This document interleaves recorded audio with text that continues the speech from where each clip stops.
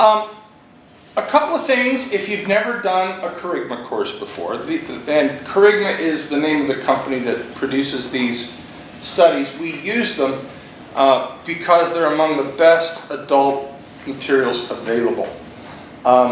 They came out of one church in Pittsburgh where I was lucky enough to be on summer staff a couple of years when I was in college. Jim Walther really started Kerygma, and Jim was the Old Testament professor at Pittsburgh Theological Seminary.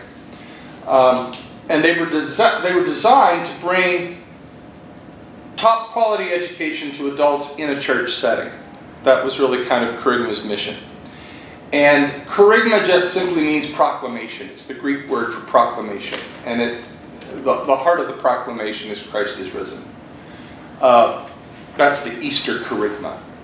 So Kerygma means proclamation. Now, a couple things you need to know about this study. If you haven't gotten one of the gray books, they're down in the church office. Please avail yourself. Right over here. Yeah. Oh, we got them over here. She brought them down. Great. So those are available to you. You will need to have a reliable Bible. And when I say reliable, one you can understand. Okay? I'm not a huge devotee of the King James Version, but if that's the Bible that works for you and you understand, God bless you, use it. Okay? My story is that in my last church, I had a guy who, after his wife died, decided he wanted to learn more about the Bible. And he came to a Bible study, and he said to me at the end of the first session, he said, "Kevin, I really like this study, but I can't understand one damn word in this Bible." And I said, "Well, let's try this one." And I gave him a Good News Bible. And he's like, "Well, I get this completely." I said, "Well, then that's the one you should use." And he became quite a student of the Bible using a translation he could understand. Use a translation you can understand. Shy away from the Living Bible and the Message. They're both perfectly good, but they're paraphrases, and you lose something in that double translation. Anytime you can get towards something that says standard is good. American Standard, New Revised Standard is my personal favorite. That's what I preach from. But a standard means that they're going back to the original languages and translating out of those original languages with consultation in some of the subsequent ancient languages. So a Bible you can understand is absolutely critical to this. It will probably take you some time each week to basically prepare, because one of the principles of Kerygma is that you're responsible for your own learning.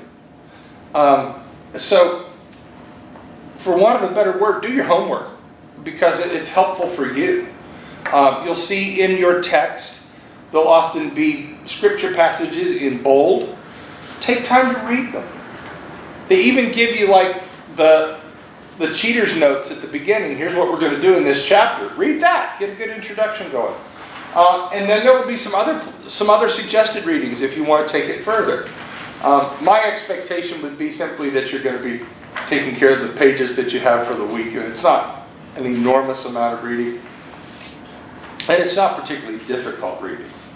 But it's beyond your normal Bible study. It requires a little bit. All right, we're going to talk about parables. And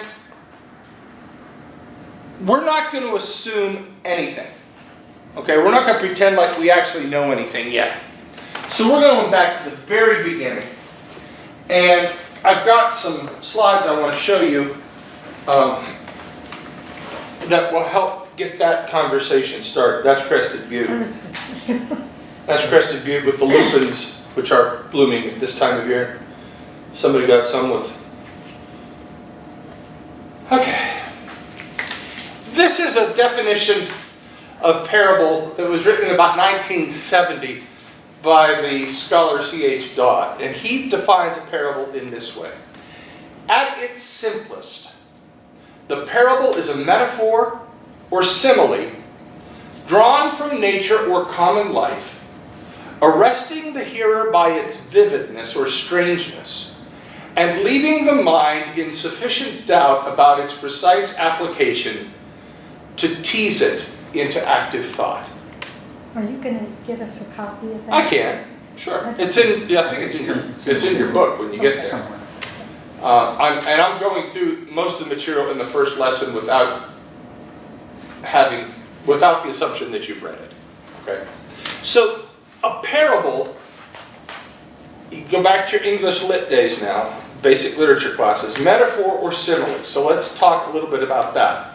A metaphor is when you compare two dissimilar or unlike things without using the word like or as. Okay? Think of a metaphor. That it's a way of talking, but you compare two unlike things, like jumbo shrimp. Okay? Military intelligence. It's the old George Carlin thing, you know. Jumbo shrimp. It doesn't use like or as. But a simile does the same thing using like or as. My favorite, because I do not understand this, Easy as Sunday Morning. Okay? The song that Lionel Richie and the Commodores sang back in my childhood. Easy as Sunday morning. I have never experienced an easy Sunday morning. I do not know what this means. But I can imagine what it might be like someday to have an easy Sunday morning. The word as brings those two dissimilar things together and gives me a moment for my mind to engage.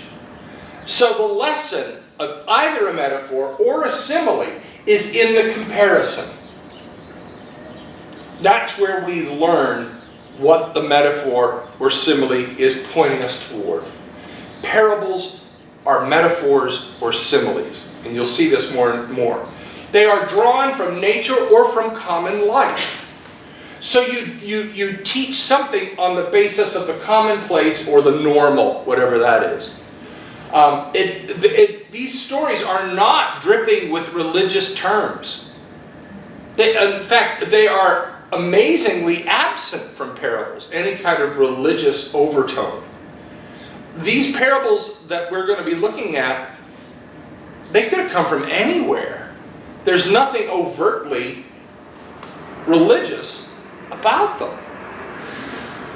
There is an emphasis in parables on the here and the now. They're not necessarily a story from the past, which would turn it into sort of a fairy tale, and they're not about out there someday. They're for right now. So they're drawing on common human experience. And you can divide parables up in lots of ways, but there's some nature parables, there are people parables, and there's everything in between. Arresting the hearer. I would prefer the word engaging the hearer, because arresting just makes us a little nervous. But these have a built-in interest factor. They capture our imagination from the very beginning. There was a rich man who had 2 sons. You're already into the story. You got a lot of information already. And now you're waiting for the rest of the story to unfold. These stories capture us. They engage us. We find moving towards the front of our chair kind of thing with the. And one of the things we need to remember is that Jesus didn't write these down. Parables weren't written down until much after the fact, so they were oftentimes just retold. And in my mind's imagination, I can see them sitting around a fire at night and say, remember when Jesus told this story about, and then they tell the story. So the stories that, as we have them written, have actually been part of a longer oral tradition. They were told before they were written down, as was all of Scripture. Those stories were told, and then eventually they came to be written down. Parables invite us into them. And as an example, I would suggest to you any of Garrison Keillor's Lake Wobegon stories. The Lake Wobegon stories are parabolic in nature. You feel like you know these people, and after decades of listening to the stories, we do know these people. Many of us are related to these people, or we live next door to them. If you had the privilege of growing up in a small town as I did, there ain't nothing unfamiliar about any of those stories. You can call it Lake Wobegon, Minnesota, but it was Marsh, Pennsylvania. I mean, we had cops that forgot that we had one cop, Uncle Teddy Fuhrer. Everybody called him Uncle Teddy. We always said he had to go back to the office to get the bullet, kind of like Barney Fife, Uncle Teddy would go to the one of the little shopping places in town to pick up bread and milk, because that's what Mrs. Uncle Teddy had called him and told him to do, or got word to him. Well, Teddy would go in and get it, and he would come out, and he'd put him on the roof of the squad car, and then he'd get distracted, and he'd talk to somebody. And after talking to him, he'd get back in the car and just drive away, and of course we had glass milk bottles. So you could always tell when Ted had been at the little Quick Mart, because there was a broken bottle of milk on the street and a smashed loaf of bread. Uncle Ted was at the store again, and we'd all have a good laugh about it. That's how. These are commonplace things. They happen. We know these people. We feel like we're a part of the story. We're invited in. But the parable also asks us for some sort of response. It calls for us to say something, do something, respond in some way. It's not just take in this story. It calls for a response. And sometimes the parable will end with a question that is not answered. And that is to invite your answer. So the response is a huge part of this. Now, another thing about parables, they are vivid and or strange. They are told with details that engage us. The younger brother and the older brother. The older brother behaves in this way, the younger brother behaves in this way. We get details about things that may not seem important early on. There was a rich man who had 2 sons. The younger son, now we got something going on, comes to his father and says, I want my share of your estate, which is basically to say, I wish you were dead. And he gets his and squanders it and finds himself living in a pigsty, which is a heck of a place for a Jewish boy to end up. Okay, levels of meaning and vividness. Parables contain these events which surprise us because they are in contrast to the normalcy of the parable setting. So that the younger son ends up in a pigsty and would eat the food that the pigs are being offered. There's a whole lot of non-kosher going on there, okay? That the older brother responds with anger that this son has been welcomed home. This son of yours, the older brother says. And the father responds was, this brother of yours.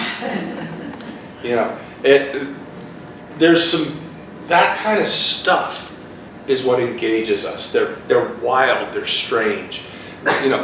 People being paid the exact same amount who've worked for an hour that have worked for a day. What's going on there? That just infuriates our sense of justice. Well, at least it infuriates our sense of capitalism. I'm not sure about our justice, but it really ticks off our capitalist approach. So there's often hyperbole. They make the story bigger than life for the purpose of emphasis. Emphasize the action, but it never escapes the realm of possibility. In order for a parable to work, it has to be possible. You could find yourself in that position. You could know what that is like.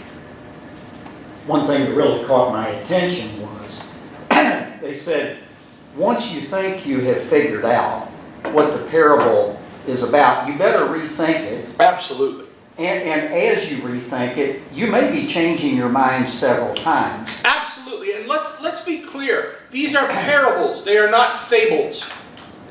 When I was a kid, I had, some people remember the Childcraft books.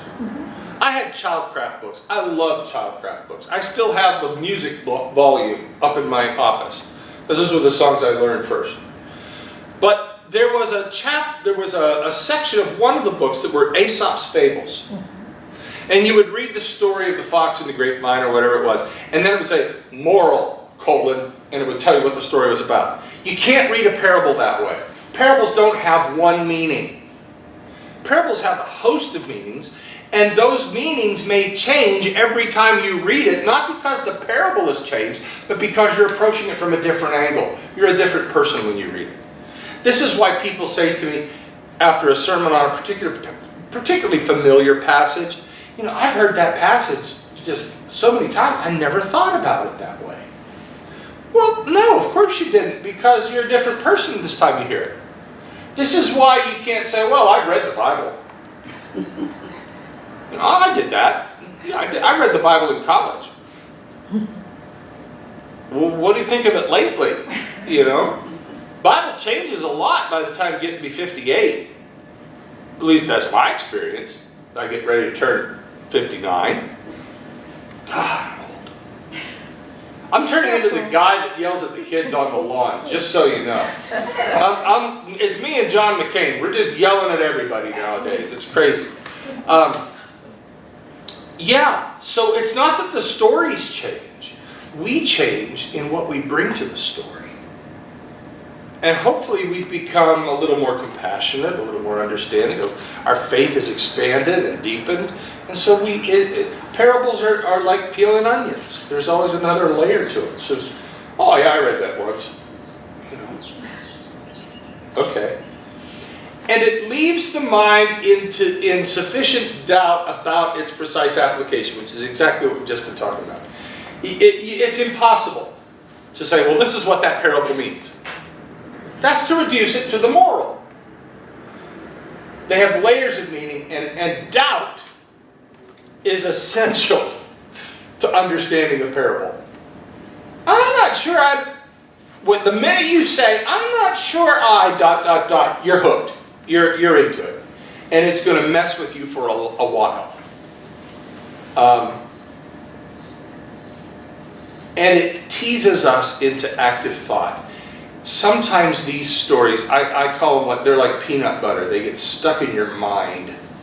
And you're constantly trying to get it out, and it won't go away. It just keeps tormenting you. So parable invites that intellectual engagement.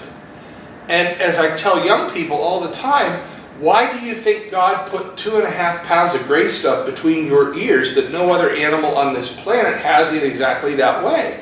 God gave us a brain. For the love of Pete, use it. And so the parable, especially the parable, invites us into a continuing conversation so that over a lifetime we can continue to harvest things from these stories. It's not like one and done. Yeah, I read that once. It's kind of like, what other book, I mean, don't you have books that like, on a rather regular basis you go back and read them, even though you've read them before, but they just engage you. You want to read them again, you know? I'm not much of a non-fiction reader, but I go back, I mean, obviously, I go back and read Tom Sawyer and Huckleberry Finn and all those other ones quite a bit, but there are biographies and things that I just have to go back and read again. And histories that I have to go back and read. Historical novels I like a lot. But, you know, I don't know how many times I've read The Killer Angels about Gettysburg and other things. So parables do that. They're engaging our minds. That's why we want to be a part of it. Okay, now I'm going to escape and we'll go. No, I don't want to do that yet. Okay. So, I'm going to give you a parable. Well, no, it says I'm going to keep going. So that's what I'll do. It says I'm going to keep going. Now, there are three ways that parables function. I just don't like talking this long, but it's the only way to get us grounded in an introduction. Three main ways that parables function. These are in your book. Similitudes, example stories, and a parable proper. So we're going to take them apart just so you sort of have an idea. Now, here's a similitude. Jesus said, "With what can we compare the kingdom of God, or what parable will we use for it? It is like," it is like a mustard seed, which when sown upon the ground is the smallest of all the seeds on your earth. Yet, when it is sown, it grows up and becomes the greatest of all shrubs and puts forth large branches so that the birds of the air can make their nests in its shade." You hear the simile. It is like. The point of a comparison is emphasized in a similitude. It is like. Or it's like when somebody. Like is always going to be a part of a similitude. And it's persuasive and engaging because it's grounded in a real life situation. I only have to say mustard seed to you. And I don't need to explain anything else because you have heard 1,001 children's sermons and Sunday school lessons and vacation Bible school deals about that little tiny mustard seed. Or maybe you have used mustard seeds in the pickling process. Or you know how tiny it is. Now, because we have become disengaged from the earth and we buy everything at a store, if you actually saw what a mustard plant grew into, you'd be like, I can't believe that came out of that tiny little seed. They are huge. So Jesus is using something they would have seen every day. We might say it's like Virginia creeper, the weed that everybody starts pulling this time of year. You know, it starts out as this little tiny shoot in the ground, and before you know it, it has engaged an entire hedge. Okay? It's like. The like piece is the critical chunk on that. Okay, now, an example story now. Obviously, example stories are going to get a little longer because you're not going to use like. Jesus also told this parable to some who trusted in themselves that they were righteous and regarded others with contempt. All right, so like all of us are already engaged with this story because he's going to take down the show-offs. You know, and we like it when God, takes down the show-offs. Two men went up to the temple to pray. One a Pharisee, the other a tax collector. Okay, who are we supposed to be rooting for? Yeah, there's a tough choice right there, right? Okay, but we're supposed to sort of be a little on the side of the Pharisee because they're at least church folk. Okay? The Pharisee standing by himself is praying thus: God, I thank you that I am not like other people, thieves, rogues, adulterers, or even this tax collector. I fast twice a week and I give 1/10 of my income. Ain't I a good boy? Okay? But, here's the twist. The tax collector standing far off would not even look up to heaven, but was beating his breast and saying, God, be merciful to me, a sinner. This is un-tax collector behavior. I tell you, Jesus says, this man went down to his home justified rather than the other. For all who exalt themselves will be humbled, but all who humble themselves will be exalted. Now, the story here has its meaning immediately connected to it. The first level of interpretation is provided, but all who humble themselves will be exalted, and those who exalt themselves will be humbled. The kingdom of God is an upside-down place. The lowly are lifted up, the rich are brought down. Look at Mary's song.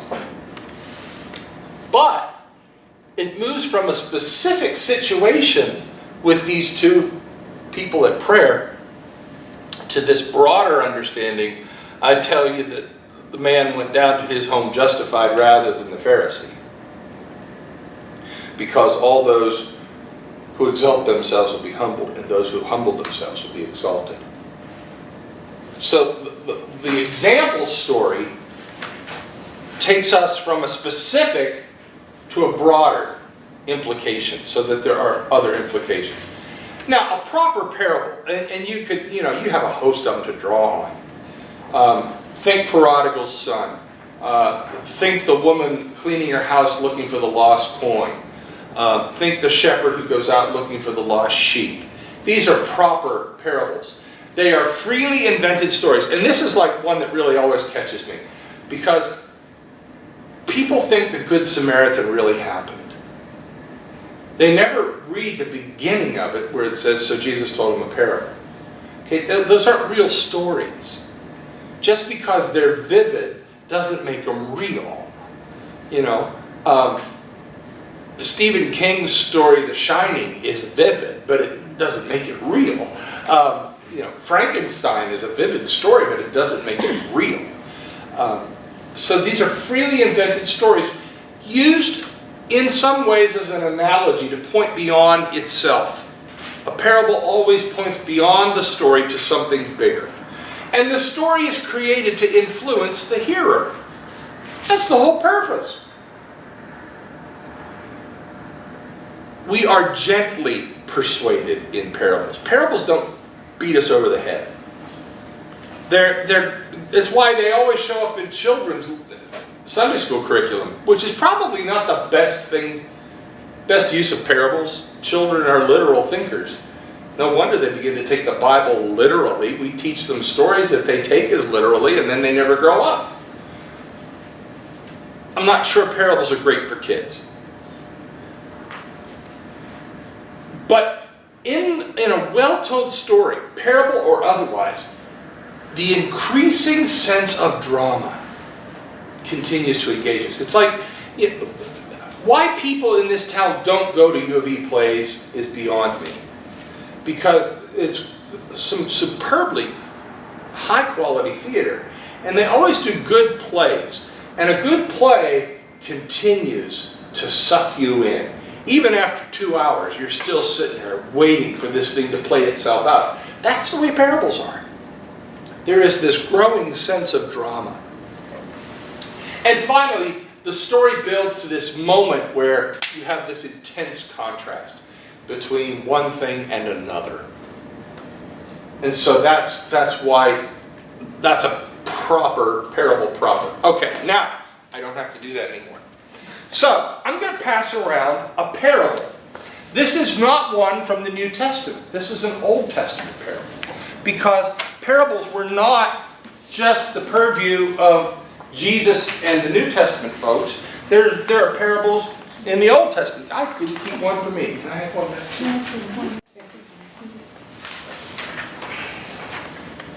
All right. I think we did.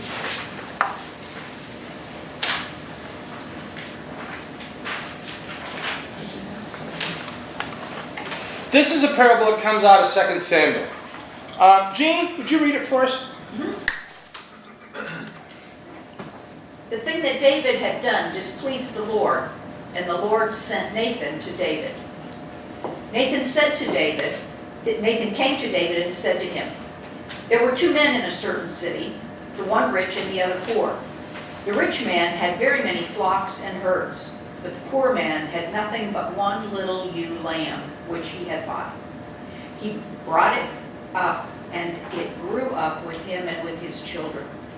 It used to eat of his meager fare, and drink from his cup, and lie in his bosom, and it was like a daughter to him. Now there came a traveler to the rich man, and he, that would be the rich man, was loath to take one of his own flock or herd to prepare for the wayfarer who had come to him, but he took the poor man's lamb, and prepared that for the guest who had come to him. Then David's anger was greatly kindled against the man. He said to Nathan, as the Lord lives, the man who has done this deserves to die. He shall restore the lamb fourfold because he did this thing, and because he had no pity. Nathan said to David, you are the man. Thus says the Lord, the God of Israel, I anointed you king over Israel, and I rescued you from the hand of Saul. I gave you your master's house and your master's wives into your bosom, and gave you the house of Israel and of Judah, and if that had been too little, I would have added as much more. Why have you despised the word of the Lord, to do what is evil in his sight? You have struck down Uriah the Hittite with the sword, and have taken his wife to be your wife, and have killed him with the sword of the Ammonites. Okay, you remember this story?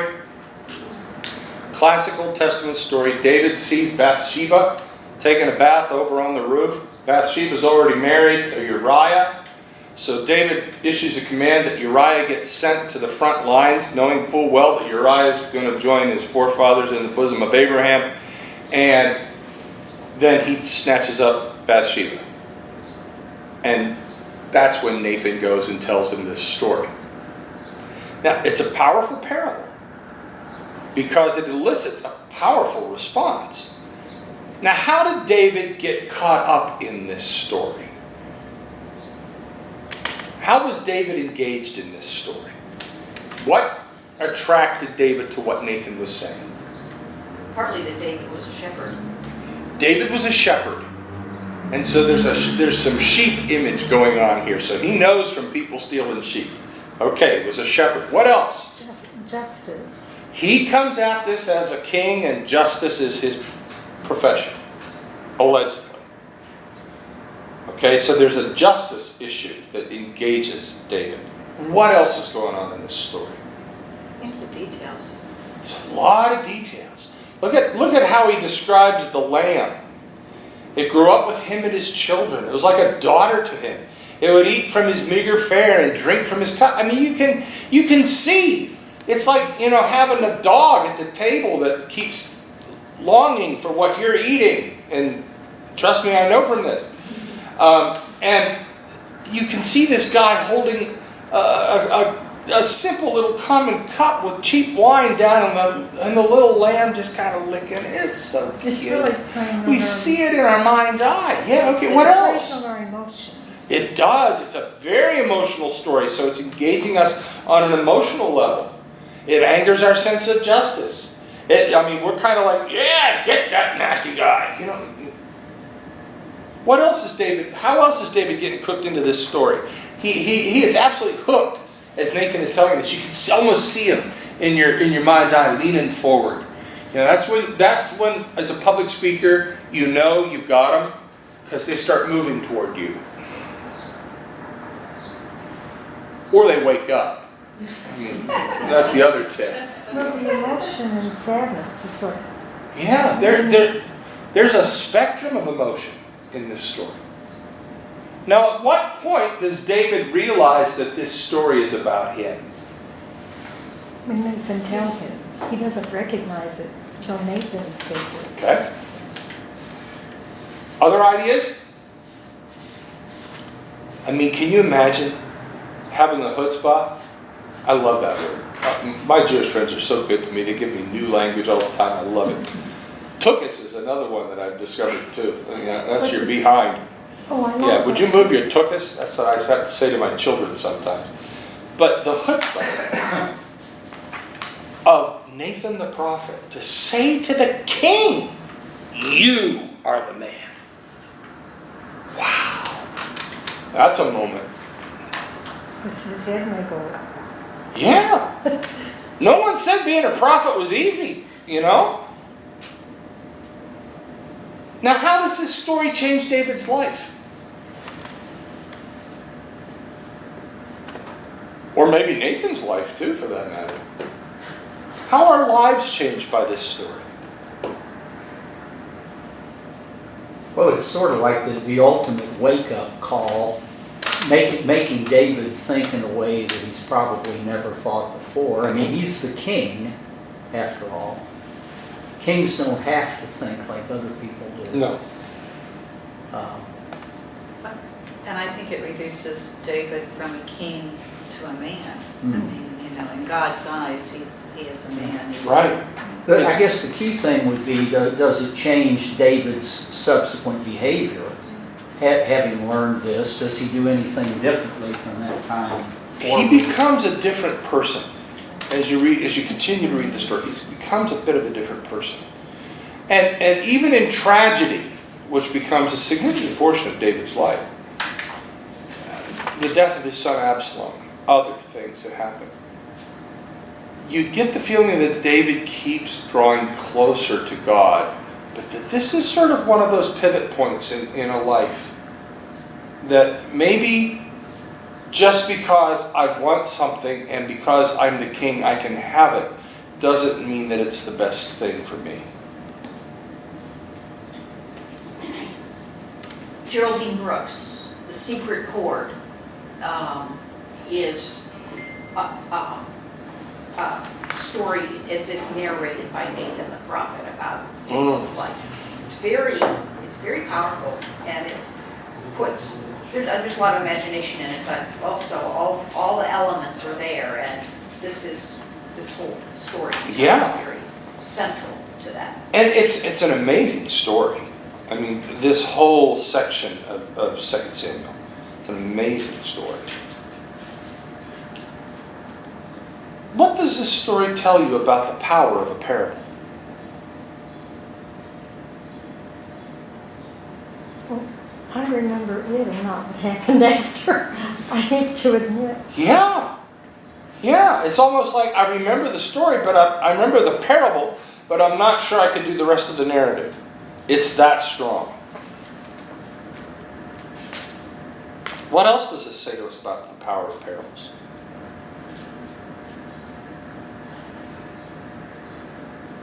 You can use them to gently turn somebody in the right direction. Because it's vivid, they can understand it. They can be correctives. Now, I'm not sure I would use the word gentle about this parable. I mean, this is like hitting somebody with a bazooka. You are the man. Boom. Yes, but David was drawn in and committed before he knew Exactly. what Nathan intended by the story. And once he was committed, and then to discover that Nathan is telling this story about you, he was in he should have been deeply, deeply shamed. And I think maybe It was an uh-oh moment for him, like, Yeah. whoa. Well, you know, there are two steps in catching a fish. The first step is getting the fish to actually open its mouth and take the hook. The second is when you set the hook so that you can bring them on board. Nathan sets the parable up so that David puts his mouth around the hook and you are the man. And it just completely surprised him. I thought maybe David got pulled in so much because it sounded like we were talking about coins. You know, we're talking about, and I thought maybe because he was talking about property, and that his mind wouldn't have gone to, adultery. And then, but I don't know. I mean, as you're talking about, so I just wanted to put that out. It's a good point. I mean, how is this a parable about leadership? No. Sometimes leaders think they're above the thing they're leading. Usually. It is the great danger of leadership, is to imagine yourself as above those you are leading. So, in David's mind, the king gets what he wants, and he wanted Bathsheba, and there was something in the way, so he got rid of the thing that was in the way. What's wrong with that? That might have been part of what's going on here. We don't know. But that's because it's a parable that allows us to think about such things. And then maybe we're drawn into conversations about other leaders we have known like this. Henry VIII. There comes one to mind. Yeah, He never really learned the lesson. No. Come Or if he to talk to did, him. Nathan was, actually, he did. Yeah, he just kept kidding. Thomas But he Cromwell had- was pretty good I try can't- to Nathan, but I that can't didn't remember work. who it was. And he did him in. He had him done in because he Yeah. was It was Thomas More who just Thomas sort of More. became, Thomas More. an afterthought in the English Reformation. So what happens I don't remember this, like Mary, I don't remember this. So what happens in verse 10? Does he Nathan, reform? I mean, There does comes, there comes. David beat his breast, or do we just turn to something else? No, I think you begin to see in the continuing narrative a David who begins to change, who becomes more aware of the idea that being king means that you are still a servant of God. Your allegiance is still to God. And so there is repentance. And there is attempt at restoration. Now, if I remember correctly, David and Bathsheba have a son. Actually, they have more than one, but one of them is Absalom. I think the Absalom story comes out later. Maybe I'm wrong. But Solomon becomes part of this story. I mean, you begin to see how this story starts. But it all comes after this moment, where you're not above the covenant. It goes back to what Debbie said, that he realizes he's a person. Right. He's king, but he's a person. Right. Which was a choice. You could imagine a person in this situation, David, being so furious at being called out that he would expel Nathan, reject this whole story, and turn to the kinds of excuses that some people of privilege do use to justify their privilege, to justify things that they've done, and to carry on in the same manner. Debbie, let me have the Bible for you. So, but Kevin, so if this is a parable though, this isn't a real story. It didn't really happen. There was no man with a sheep.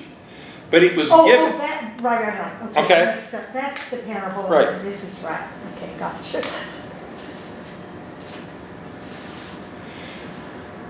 You killed him with the sword of the Amorites. Now, therefore, the sword will never depart from your house.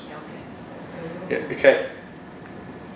You have begun you have walked the road of bloodshed. The road of bloodshed is now your family's history. But that's a little scary because then people will say, oh, it's really doing bad things in Texas because of what Texas politicians have done or whatever. I mean, that gets a little... Yeah, well, it's a more primitive understanding of God than maybe we're accustomed to thinking of, but it's a legitimate way in the Old Testament and in the New Testament, people. I mean, All through the Old Testament, that's how people understood their relationship to God and the events around them, that God's hand was in that. yeah, I mean, talk about karma. I mean, okay, you've spilled blood, that's going to be the history of your family. And then it goes on and says,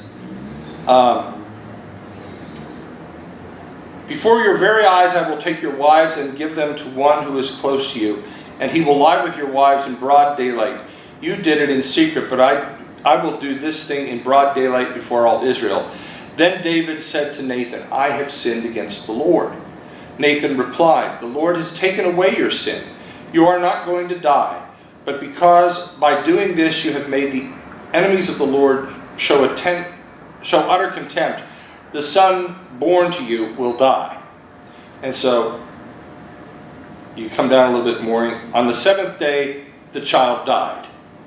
David's servants were afraid to tell him that the child was dead, for they thought while he was still living, he spoke to David, but he will not listen to us. How can we tell him the child is dead?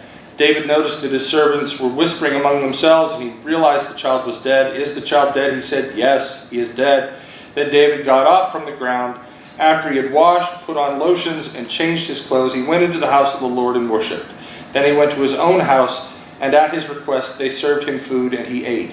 His servants asked him, why are you eating this way? Why are you acting this way? I need my glasses. While the child was alive, you fasted and wept, and now the child is dead, you get up and eat? He answered, while the child was still alive, I fasted and wept. I thought, who knows? The Lord may be gracious to me and let the child live. But now that he is dead, why should I fast? Can I bring him back again? I will go to him, but he will not return to me. Then David comforted his wife Bathsheba, and he went to her and lay with her, and she gave birth to a son, and they named him Solomon. So the child of this illicit union dies, and David repents. And then we get Solomon, who, if he was so dadgum smart, why did he have all those women who allowed them to bring their gods into the, and so it all starts. But, one of the ways you write history, I always love there's a line in 1776 where John Adams and Benjamin Franklin are sitting on the steps outside of Thomas Jefferson's apartment after the arrival of Mrs. Jefferson, which was his writer's block. And he was then able to produce the Declaration of Independence. At least that's how they tell the story in 1776. There was something before Hamilton. And Adam says to Franklin, what will history say about the two of us sitting out here like a couple of crows on a wire? And Franklin says, oh, don't worry about it, John, they'll clean it up.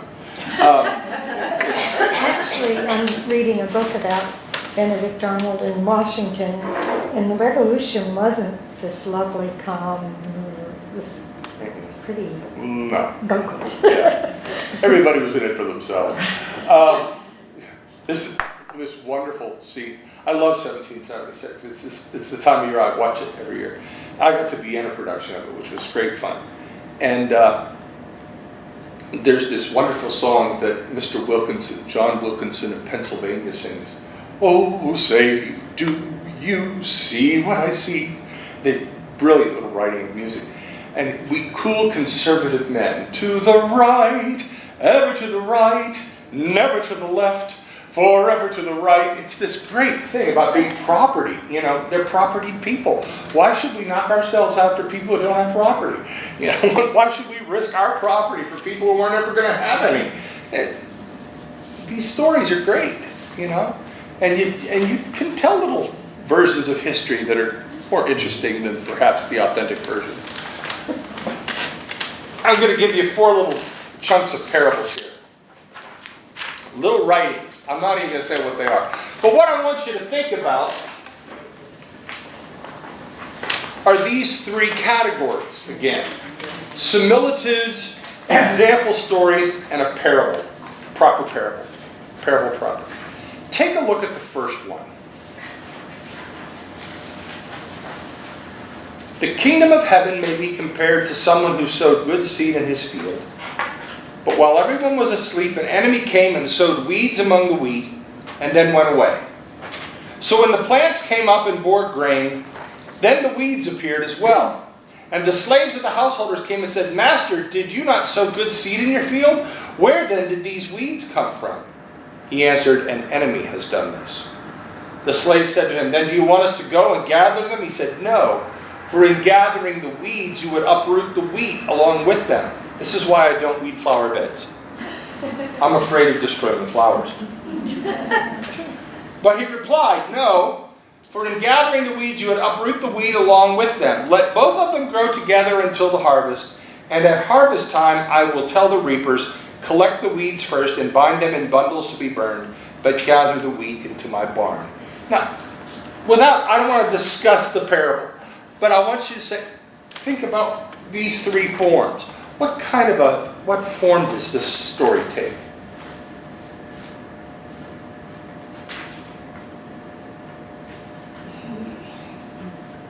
It's not so easy to, after they're all grown, to decide what's what. It's true.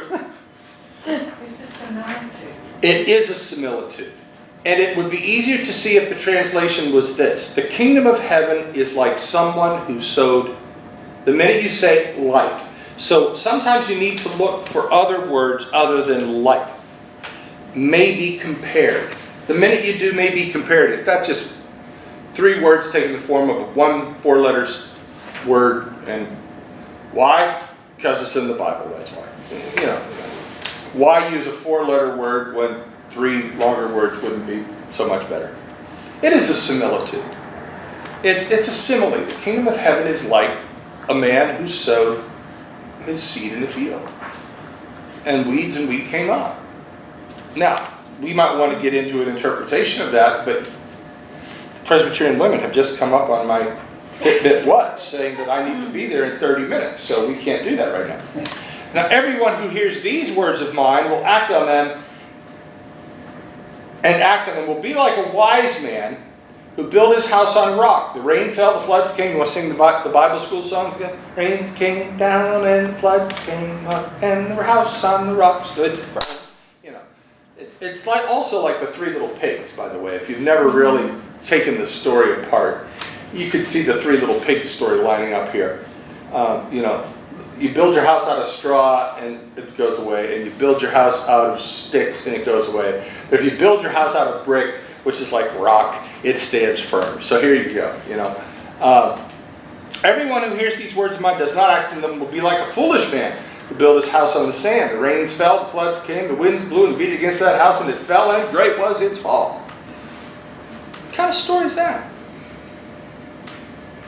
Is it a similitude too? Or You the could lie? think of it as a similitude, but it also may be an example story. It could be an example story. And again, these are fluid. It's not like, okay, that's what this. You know, this is a tool. It's not a rule. Okay. Jesus told them a parable. The land of a rich man produced crops abundantly, and he thought to himself, "What should I do? For I have no place to store my crops." He said, "I will do this. I will rent a storage unit, and there I will store all of my stuff so that my children will fight over it when I'm dead. And then I will say to myself, soul, you have ample stuff in your storage unit for many years. Relax, eat, drink, and be merry." But God said to him, "You fool, this very night your life is being demanded of you, and all of those things in your storage unit, who will they be? Whose will they be? And so it will be with those who store up treasures for themselves and are not rich toward God." What of the three do you think it is? Parable. Yeah, it's more of a proper parable, a parable proper. And we're almost given a tip. He told them a parable. You know, he told them a parable. Good job, Sue. Yeah, I mean that's how that's one of the ways we can do that. And then again, the kingdom of God is like, you don't have to go any further. You know that's a similitude. It's like a net that's thrown into the sea, catches fish of every kind. When it's full, they drew it ashore, sat down, put the good ones into. They're always sorting. You ever notice this? Whether it's weeds and weed or fish or something, there's always some getting in and some not getting in. And I'll leave you to deal with that. And they always end up in a furnace of fire too. You know, it's almost as like, you know, a couple of campaigns were coordinating their message or something. They kind of have a pattern to them. Okay, so you're getting the idea now that these stories have layers to them. They come at the process of telling a parable from some different angles. And so we're going to be able to, you know, begin to see these at work as we move into looking at specific parables. The form, the definition, the structure that parables take, this is the foundation. And we'll build on that. So if you take a look at next week's assignment for chapter 2. We're doing lesson 2 next week? We're going to do lesson 2 next week because I've pretty much just covered everything that's in lesson 1. Please read it, but then move on and read and prepare lesson 2.